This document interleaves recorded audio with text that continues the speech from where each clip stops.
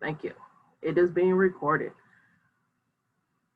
I know that you love your recordings, and I will make sure they're getting posted. Welcome to the state of Texas, y'all. I hope everyone is well. It's been interesting these last few weeks. Um, as you know, with my nephew and everyone, yes, he is that Tennessee Titan. No, he does. He's not contracted COVID, and hopefully he gets to play tonight. So we'll be all watching football tonight in our family. And for those who really know me, I am not a football person, but I do play on it. I do a good fantasy football. I do like to play and be competitive there. Um,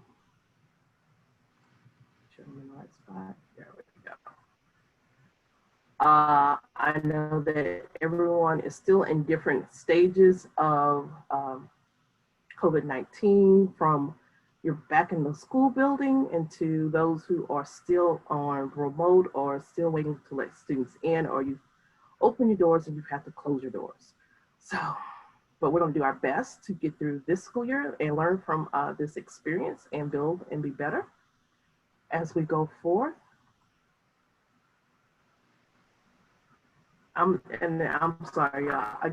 I'm getting distracted with the Microsoft, and as I been playing with this new process, because if I hope you're seeing the screen capturing at the closed capturing at the bottom of your screen, so hopefully it works. And someone asked, and I've been looking and researching to see if we can get it done. So we're here. Okay.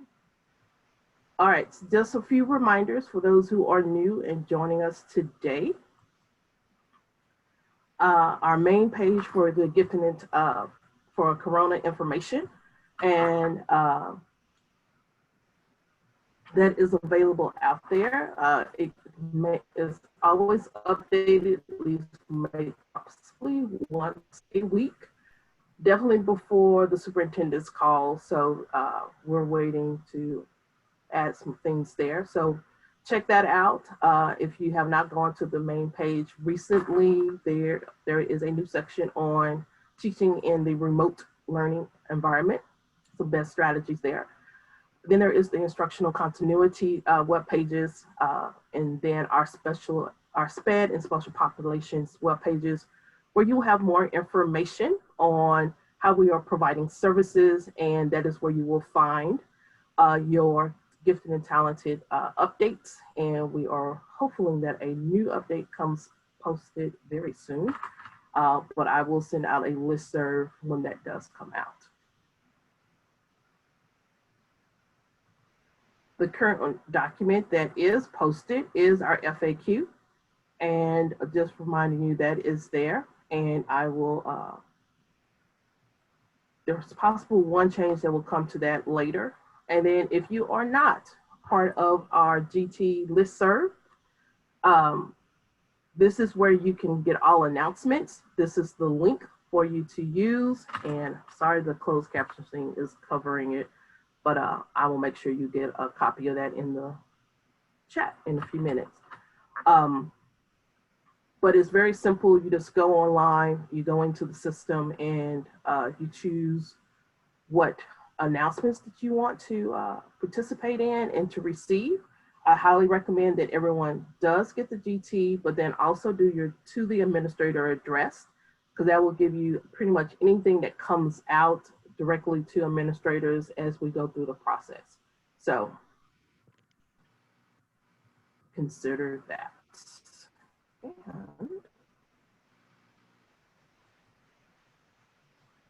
our next piece is just a reminder of our GT Tuesdays. We have this morning's GT edition, and then we have one more for the morning, which is November the 10th. And then we have an afternoon session on October 27th. Considering just an open one later in the year, probably around maybe in November, December.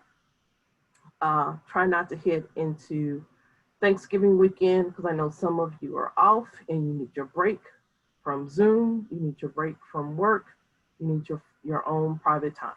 And so but we may have one in December. This really just a open conversation one, and no agenda, but maybe just questions. And if you want to just send me questions, we can do that.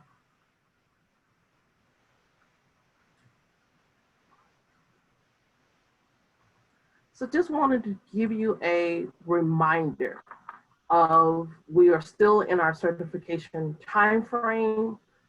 This is what we're looking at for this school year. We are still looking at identified and served. And then going from there, we are still making sure that you are identifying your district code. So we're looking into that.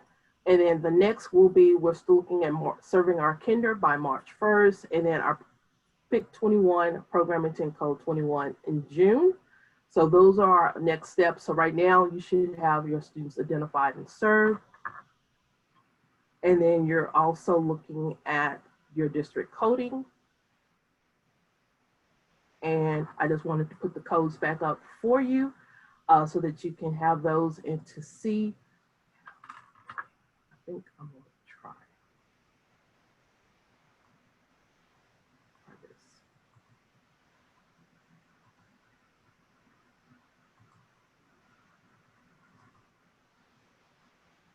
All right. So can you, I hope that you can still see the closed captioning. Hope that works. Yes, we are. Do we have to, I'm looking at the questions. Do we have to serve the kinder under kids by March 1st?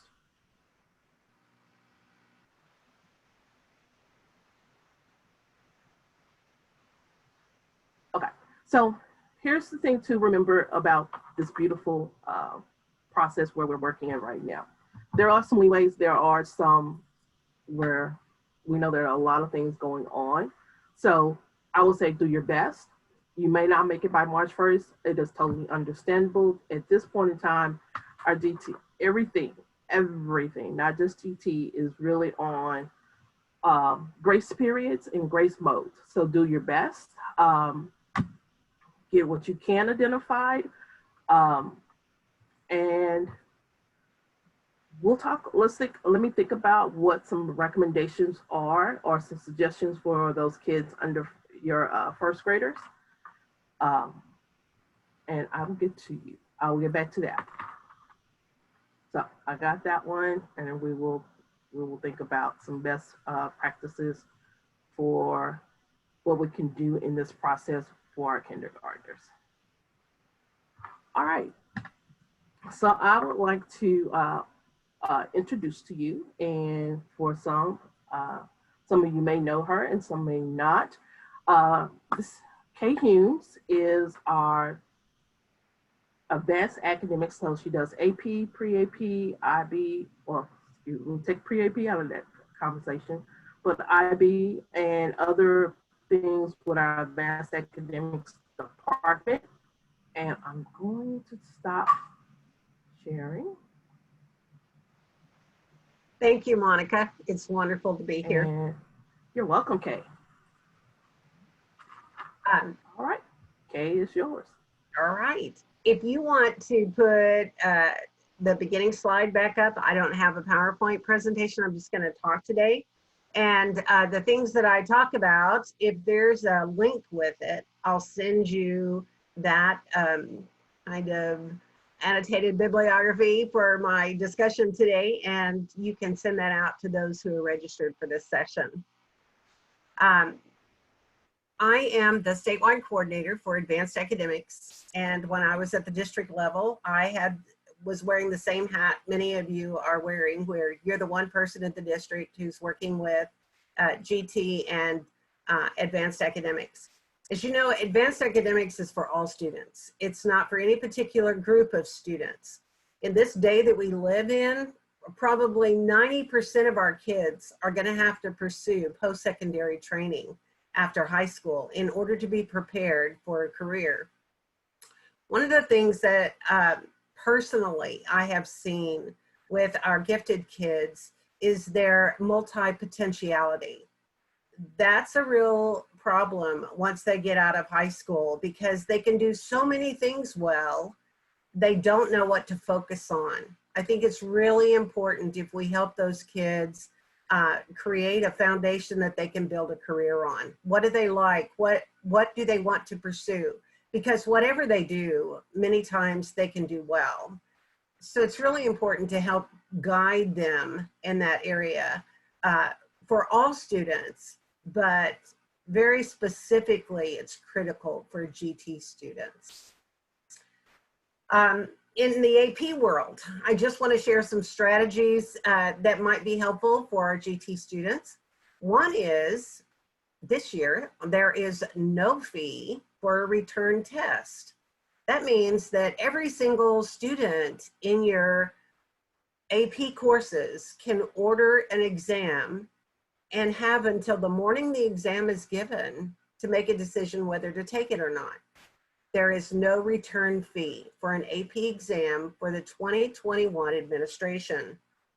Many times our gifted kids think they're not well prepared and they decide not to take the exam and they decide not to order it because they're worried about how the outcome might be. But this is a time that they have an opportunity to go ahead and order that exam and prepare for it and feel confident going into it without any risk. Students can take the test multiple times. So if students took an AP course last year and they didn't take an AP exam, they can take it this year. They can order the test, they can prepare on their own or study with a teacher and get ready to take the test. They've already had the course, they've already had the training. And we know for most of our gifted kids, this information that they learned in their AP class, they're either continuing to learn more or they're hanging on to it. So they can order the exam this year, prepare for it, and take the exam without taking the course. Actually, taking an AP course is not required for any student to take an exam. Some of the students might not be happy with the scores they got last year. Perhaps a 2, or even some of our students, I know if they got a 3, they weren't happy, they wanted a 4 or a 5. Many colleges give different amounts of college credit based on the AP scores. So a student can take the test again to earn a higher score. Let's look at where that might be an example. Suppose a student was in a Spanish language class and got a 3 on the Spanish language exam, and now they're in the next level of Spanish. They can definitely do better on the Spanish language exam if they took it again because they've had another year's worth of experience. So they could take the test again to get a 4 or a 5, which in many places would get them more hours of foreign language credit on their college transcript. Students who want to prepare for an exam, if they're not currently in a class, can form either in-person or virtual groups, perhaps use a tutorology strategy to help them prepare for the exams, and maybe do this after spring break so that the information is fresh when they come into the exam. But order it now. There's no risk involved. Students have all the way until the day the test is given to decide not to take the test. This is a time I'd also like to throw out another strategy, and I know it takes a little bit of time to prepare for, but in the 2021 test administration for AP, if you have students who score a 2, you might plan to have some of those students attend maybe a 2-week class the first couple of weeks in the summer to help them review the materials and to prepare specifically for the CLEP exam for that course.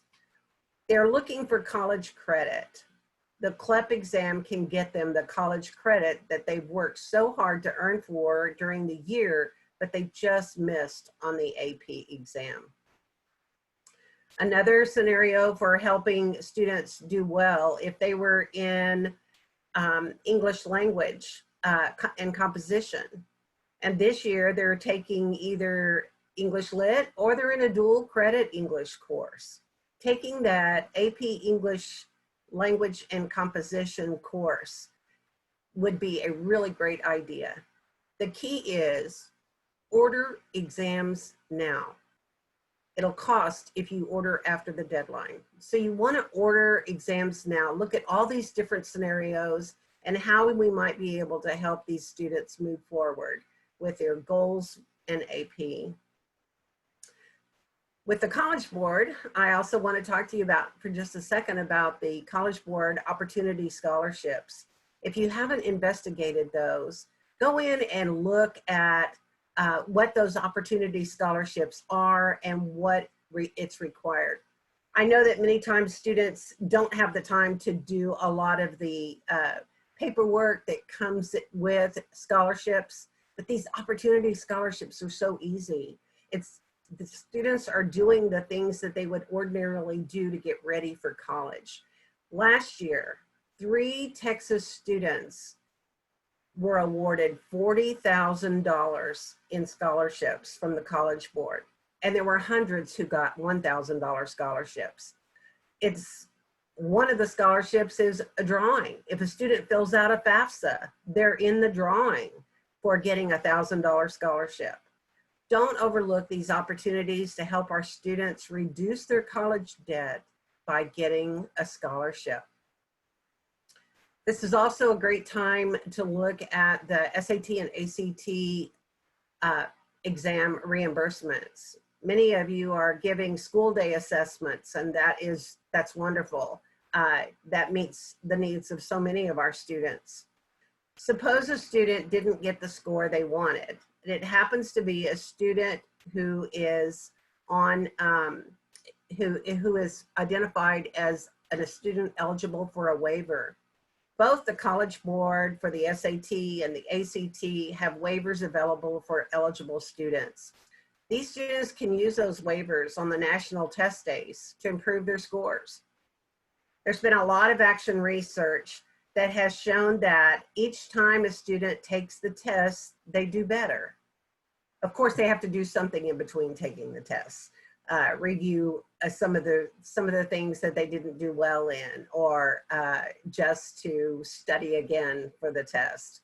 But the research has shown that their scores do increase each time they take the test. There's no issue with taking the test. Many colleges are now not requiring the test, which kind of takes some of that pressure off of students. What colleges want to see when they look at a student who's asking for admittance is that they took a rigorous high school curriculum. Did they choose the right courses? Did they take the test, the most rigorous path that they could take? Did they take that path? And if they did, then most likely they would persevere through the college curriculum. That's a great indicator. Some of you may be concerned about the TSIA and your students being able to demonstrate their college readiness. You may have heard about the Texas College Bridge. It is for seniors only. It is it's an online program that you sign into to allow students to take a self-paced course after an initial pre-assessment to earn a certificate that declares college readiness. This certificate is an exemption for the TSIA and is good for 24 months after graduation, but it's for seniors. If you have GT seniors who have not had an opportunity to show or demonstrate their college readiness, you might consider the Texas College Bridge as a method. And what will happen is the student, if it's a student who's gifted in that area, most likely they would have reached the college level expectation on the TSIA. When they take the pre-assessment with the Texas College Bridge, it will identify what standards the student still needs to pass or to gain in order to be declared college demonstrate college readiness. These students typically will not take long to finish this course. It can be done in hours. It can be done in a week. It's just another strategy to help these students while all the tests are being put into place that will allow them to be identified as being college ready. Okay, a couple of questions on that one. Uh-huh. So will this still count, will College Bridge course count for college career military readiness? Yes. Okay. During this year it will. It'll come in with your PEAMS report. Okay. And is this a course or just a class? I guess that was a question. It's actually an online self-paced course with facilitation. So there are people behind the scenes who are teachers and administrators who are helping to monitor how they're progressing through the course, to provide tutoring if needed.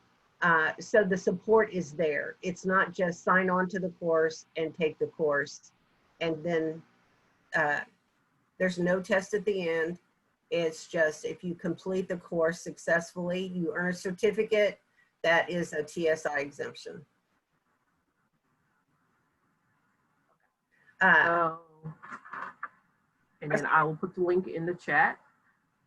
So we did have a question also on that. So are they able to use those resources with their students this year without fully joining the program, or must they roster all students and follow all of the rules? They were trying to dabble this year in hopes of looking at it for next year. The course costs money. It's an NROC Ed Ready course developed specifically for Texas. TEA paid for the subscriptions for this year because of the lack of testing last year to help our seniors demonstrate their college readiness. So you can't get in and use the information for this course to bring into your classrooms or to consider it. We're looking at sustainability, and I think that probably will come out later this year for districts who might want to continue with this type of program in the future, either at the district level or it's just wide open what the possibilities could be as we move forward.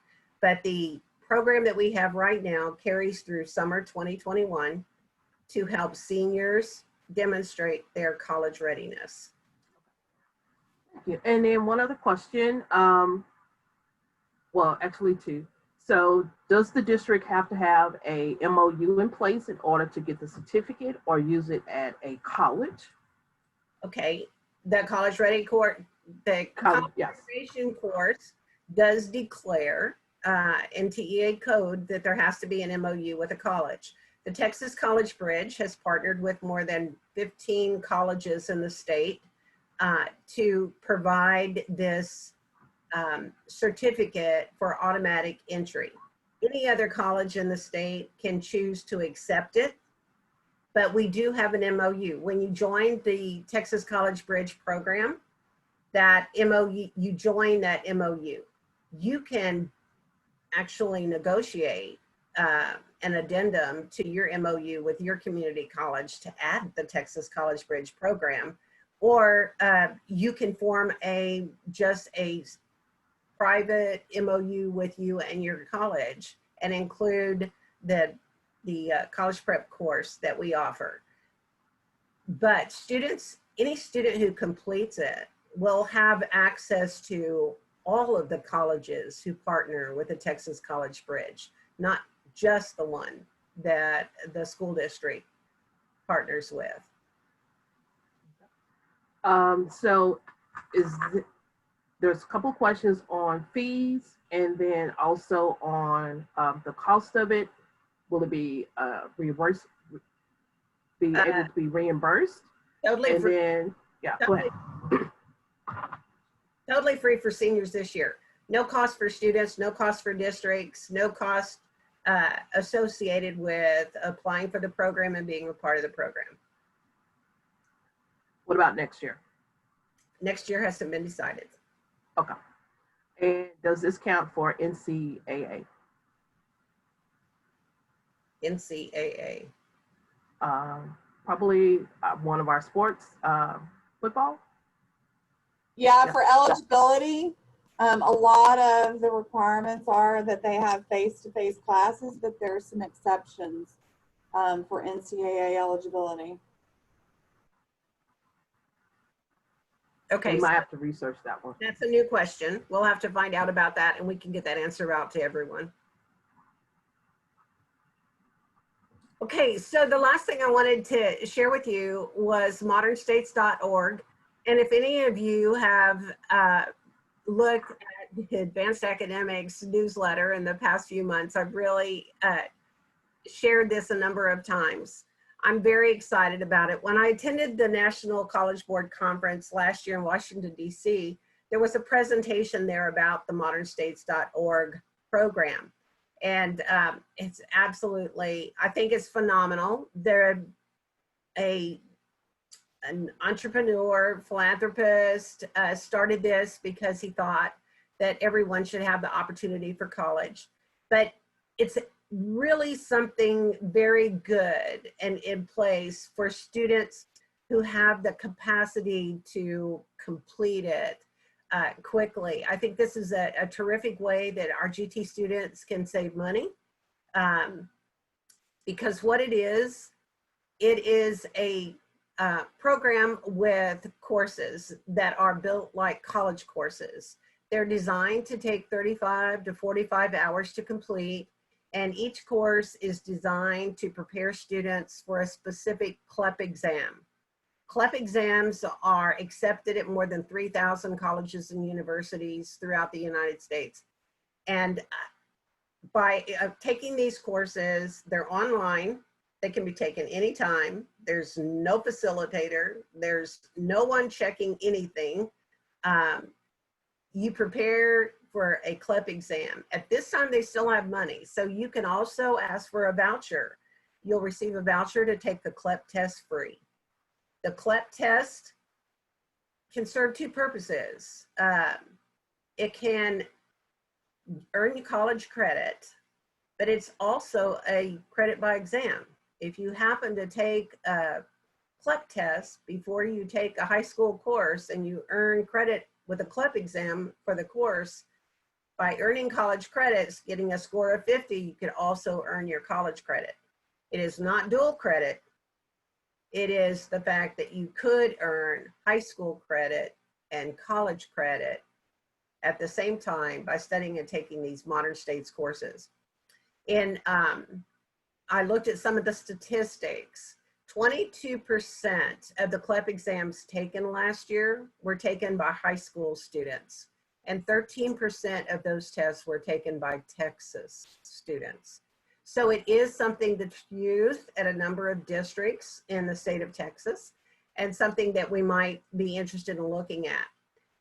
Now, let me tell you, because this connects to the last question, because a teacher can sign on to one of these courses and they can pull the information, they can integrate it in their classroom to add more rigor or more support, more details in their either their dual credit classroom, their any classroom that they're teaching to add rigor. When I was at the conference, there was an administrator from Louisiana, and he was talking about what they do at their district. They look at this modernstates.org college algebra course and their Algebra 2 course. They have their teacher and their students sign on as students in the Modern States course, and they bring in and integrate that college algebra details and information and support into the Algebra 2 classroom. At the end of the year, at the end of Algebra 2, the students take the CLEP exam. 75% of them earn college credit for college algebra by taking that exam at the end of their Algebra 2 course. I think that's phenomenal. I'd love to see something out there where we look at how we can take the resources we have available to increase the rigor we have in the classrooms, because that's what our students are looking for. How can they move ahead? What makes it, what value does it have? And how can they earn more for the time they spend in the curriculum?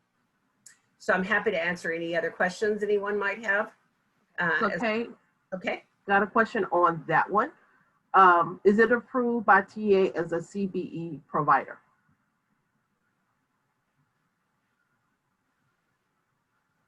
It's not approved by TEA. There's no official thing. Of course, we've announced it in several communications. So I think it's something that we're sharing, but I wouldn't, no formal process has gone through or vetting to say it's approved. I will tell you this, that my grandson, you know, in this whole COVID thing, he graduated this year, or he didn't graduate, but he finished school. Getting everything in order to get started with college on time, it wasn't really there. So I got him to start the Modern States College Algebra course. And he went into a room with a laptop. 2 hours later, came out and said, I can't believe this. My teacher is an instructor at Johns Hopkins University.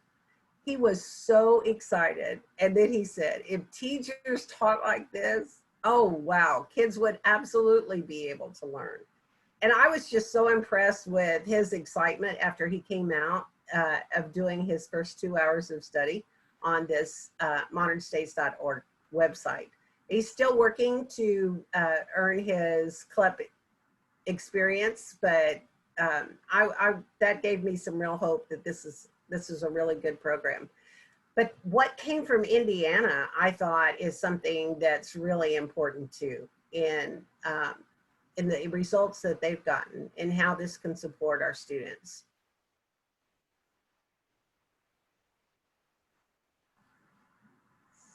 So one thing, was there a cost on these courses, Kay? No, free. Right now, the course is free, No and, cost. Free. And the test is free. The CLEP test costs $89. And then right now, it's free. Okay. As long as they have money, it's free. And I think we can check with, I think curriculum is the one on the side with college, or is it your department now with CBEs? Credit by exams. It is the curriculum department, totally. Okay. The curriculum department, to see the CBE or the credit by exam is in Texas Education Code. Yes. And the CLEP exam is one of the tests that can be accepted for credit by exam. So I don't know, I know with Texas Tech and Texas, UT Texas, for those courses, they specify with those, but when you look at AP and CLEP, I don't believe they have a specific provider that they approve. So you may still be able to use this course as an option. And so, but we will, I will follow up on that to make sure to get that. But are there any other questions out there for Kay? And I have one. So does the CLEP factor into accountability, the HB3 and the outcome bonuses? Do you know? At this Or is time, that more research for us? no, it doesn't. No, it doesn't. Okay. No, this is just for the kids. Okay. So we will be sharing the links and the more information about these. Also, I will put definitely into our next link, our next listserv, this information on these courses and these options as we go forward. Any other questions? Kay takes care of also teacher training, reimbursement, IB. She's our secondary friend. So if you got a question before we move on, I'm feel glad you, free to put it in the chat.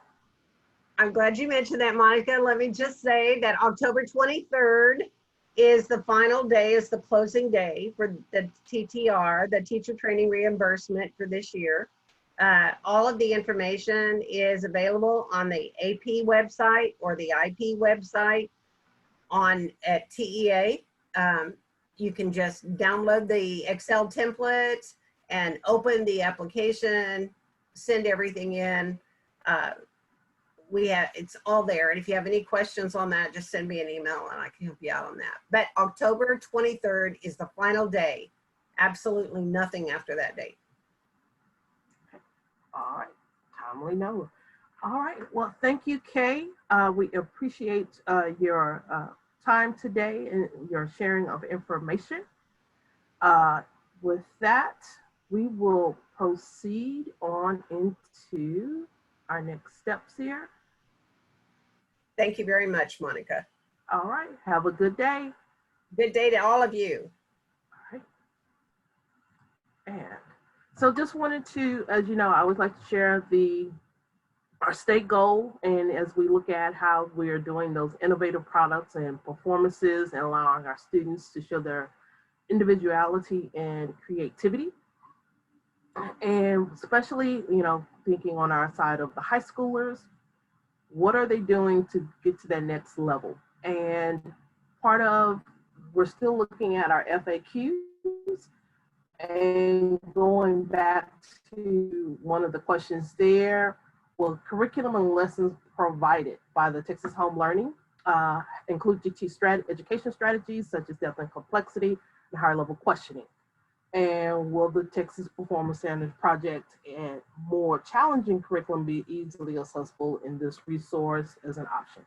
So as you know, we did say yes.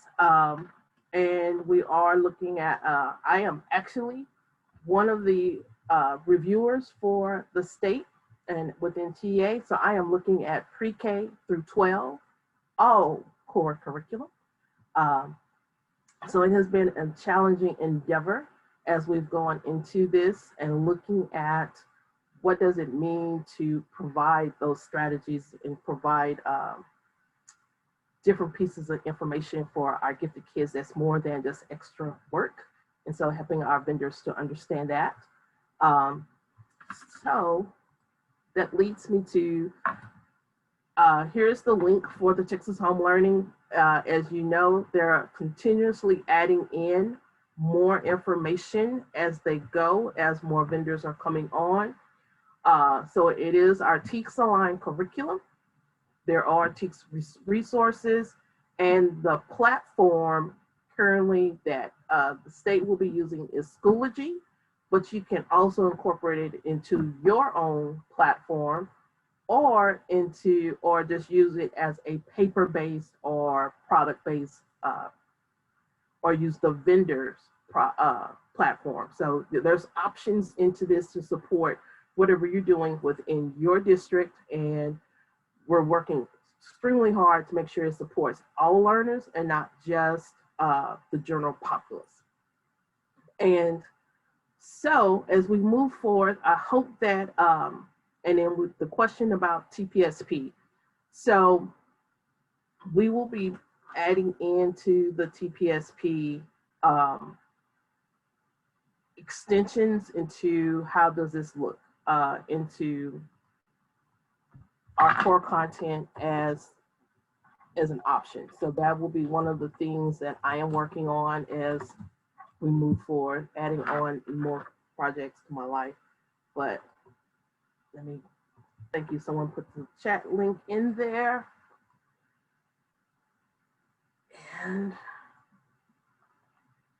so hopefully you have come up with, and the second question is, how will direct districts, keep track of which DT students are served in person or in remote?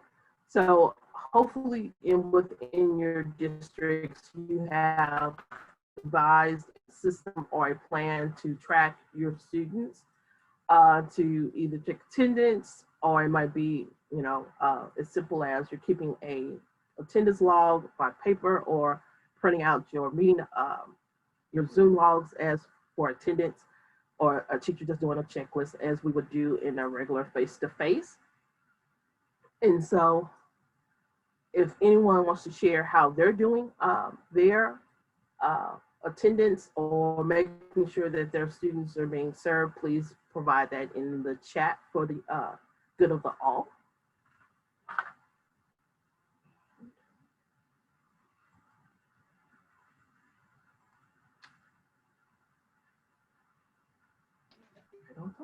Or if anyone wants to unmute themselves and share what they're doing, we got a few minutes. We could take a couple of minutes for that.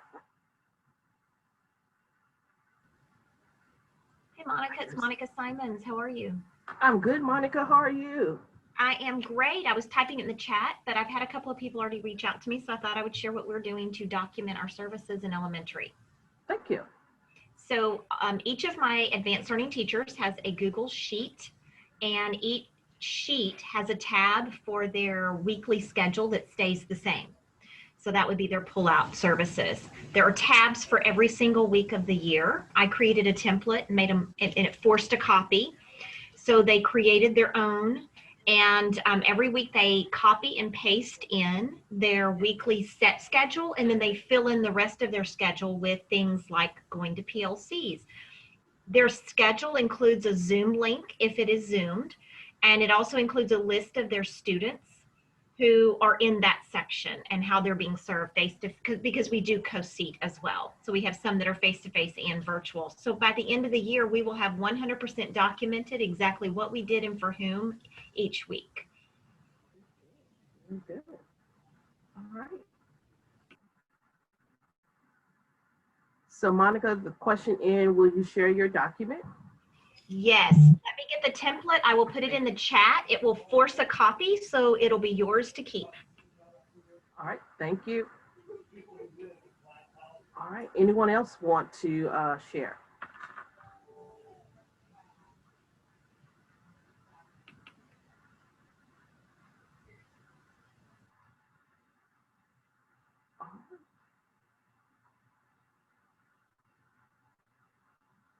Okay. So what I'm asking also, as you know, as we're trying to build a stronger infrastructure for our own services, if you have some great things that you're doing that you want to share to help build our community, if you will put those, either send me a link or share how you're doing that, or send me your website, send me those sample documents, I will truly appreciate it. We will build out a website to house those documents, kind of like our GT implementation resource guide, where you have those sample documents there. So we will kind of help you have some more resources as we go forth in this process. So I'm looking at questions.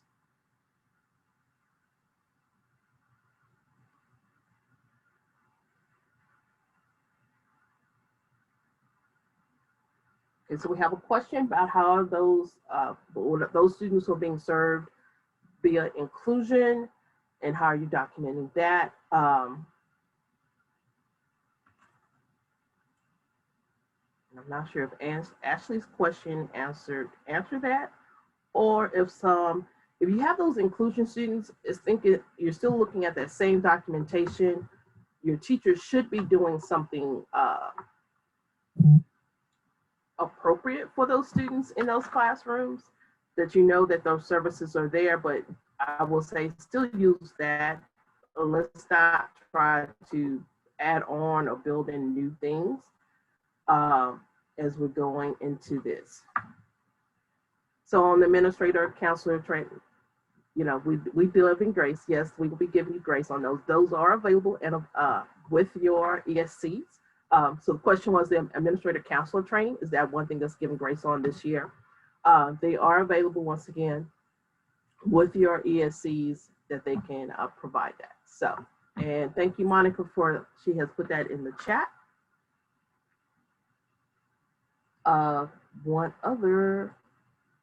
Just want to remind you, we still have the reading strategies for advanced primary readers. I will be working And I'll keep adding on my projects and like, but I like this document. I think we need to figure out how to way to get it to the 2020. But it is a great tool for those who are looking for strategies for their students, especially your primary kids, and how you're providing services there.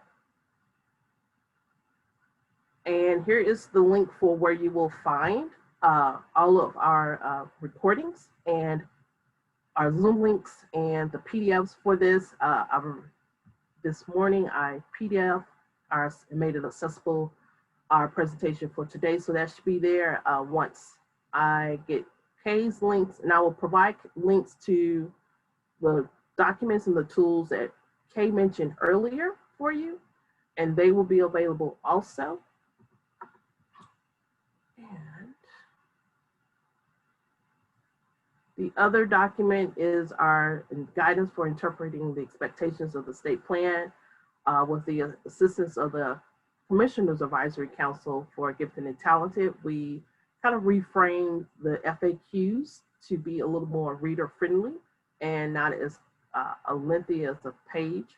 So this is another tool and resources that you may use and to refer to.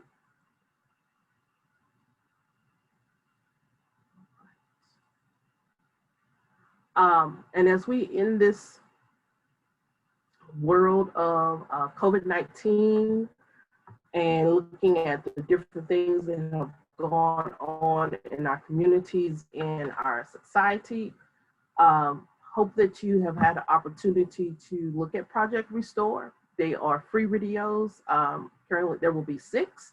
I know the first 5 are posted. The 6th one should be coming up soon. They are self-directed, and it's really just coping skills and for adults and students, and for teachers to use with their students during this process. And so that is something to consider. And then our favorite point, our questions time. Let's see, is there?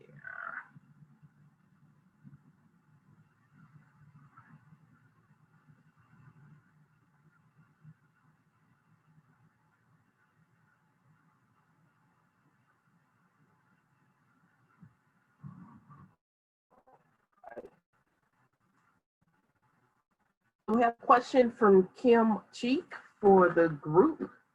Is how many are you providing? And we can do a poll next time and to see how many are cluster grouping or providing services within the cluster group within their differentiation. Can't even speak this morning. Today is it. Yes, I will provide a copy of the presentation.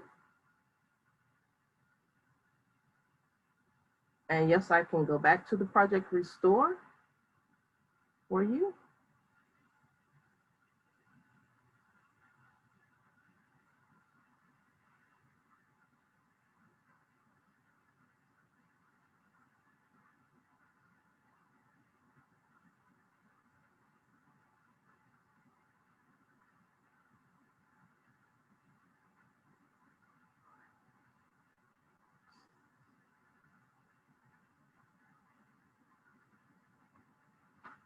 Okay, so Cheryl, if you want to send me your identification information, if you want to, but I will say go ahead and publish your identification information.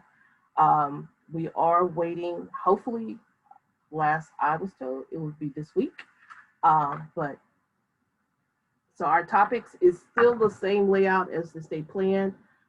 Those guidance, some of it I've kind of alluded to in other parts of our GT Tuesdays. So, but if you want me to look at it, I will do that for you.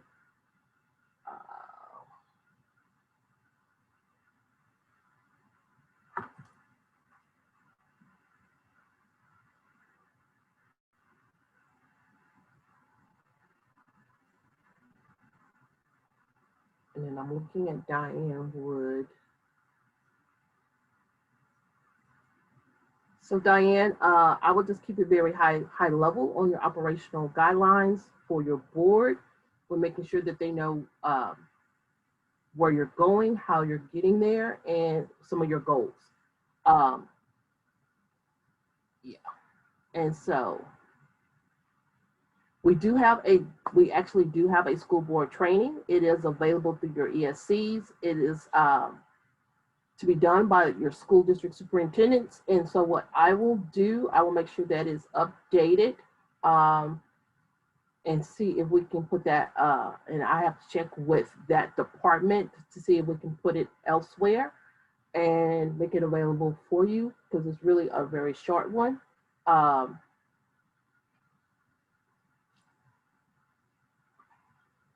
right, we'll get some more talking points on that school board.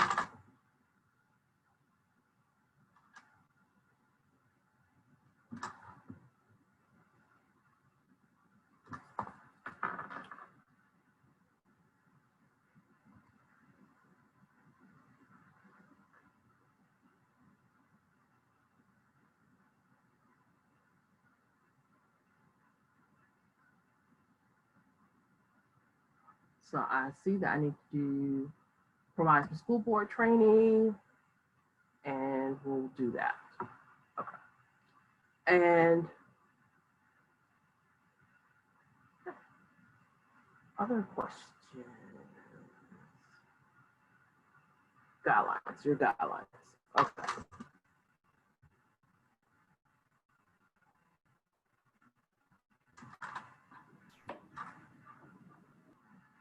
I will work on that, and I will make sure there's something very simple and direct posted for you on approaching your school board. Someone is unmuted. Got a question?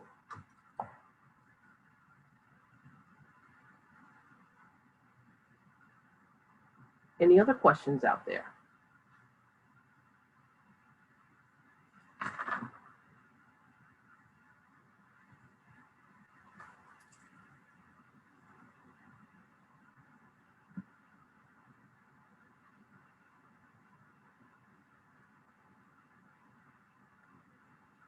So TASB has not, question out there has been, has TASB given any guidance on local funding? TASB has not given any guidance on that. And I'm gonna launch a poll, because that's one of my questions is, do you prefer guidance, or would you prefer rules? Because there's two ways we could approach that as we walk into this. So our first poll question is basically just kind of tell me who you, what is your role? What are you, coordinator, GT teacher, principal, going from there? And then if you would prefer 50-50, rules is what you have to do, or more guidance, we can go that way as we move forward. As you know, we're also approaching legislative season, and so, but we do need to take, we do have an opportunity if we need to take something before the State Board of Education. And then kind of getting that knowledge of what do you do for your platforms and TPSP, and trying to see where we want to go this out.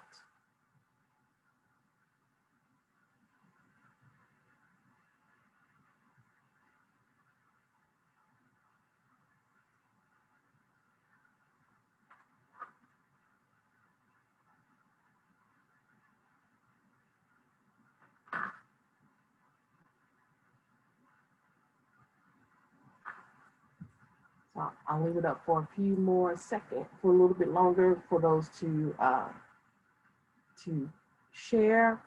And then I think everyone is doing something a little bit different for their GT identification. So if you would like to share in the chat what you're doing with their GT identification, please do.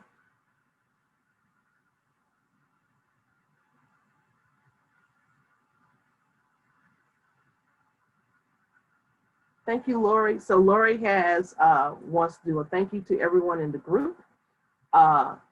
So it's helping with her GT trainings and building out. So great.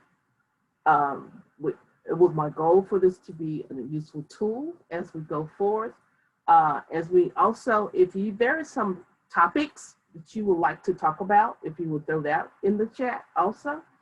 As we move forward, I want to make sure that these are pertinent to what your needs are, not necessarily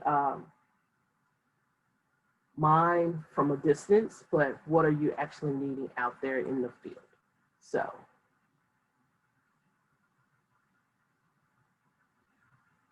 And then, as you see, I listen and I keep trying. And so I'm very glad that the closed captioning, the closed captioning is working correctly on at the bottom of this screen, something new.